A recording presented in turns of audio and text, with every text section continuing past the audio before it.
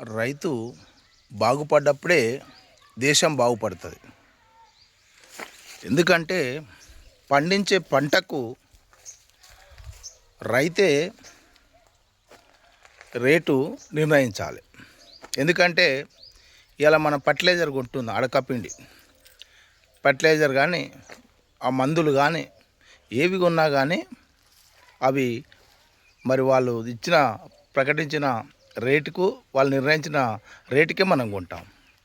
కాబట్టి మనం వడ్ల గుడక రేటు రైతే నిర్ణయించాలి. అదేవిధంగా పత్తి ఉంటుంది, పత్తి గుడక రేటు రైతే నిర్ణయించాలి. మిర్చి రేటు గుడక రైతే నిర్ణయించాలి.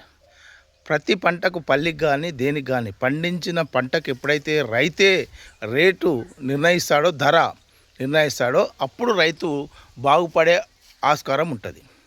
కాబట్టి ఈ యొక్క కేంద్ర ప్రభుత్వం రైతుల పట్ల, ఎందుకంటే రైతు అనేవాడే లేకపోతే ఈ దేశానికి తినడానికి తిండే ఉండదు. కాబట్టి ఇలా వడ్లు అమ్ము, ధర తక్కువ.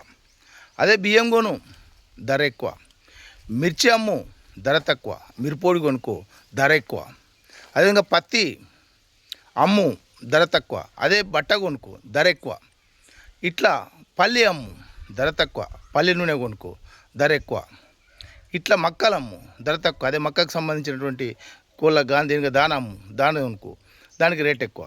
అంటే మనం అమ్మేదాన్ని రూపాయికో పావులకో తీసుకొని మన దాన్నే వాడు మన పైనే మళ్ళా ఎక్కువ రేటుకు అమ్ముతున్నాడు. కాబట్టి కేంద్ర ప్రభుత్వం పండించే పంటకు ఏదైతే రైతు ఉన్నాడో రైతు ధర నిర్ణయిస్తేనే న్యాయం జరుగుతుంది. కాబట్టి పండించే రైతే రాజు కావాలనుకుంటే పండించిన పంటకు రైతే ధర నిర్ణయించాలన్నదే ఈ వీడియో యొక్క సారాంశం.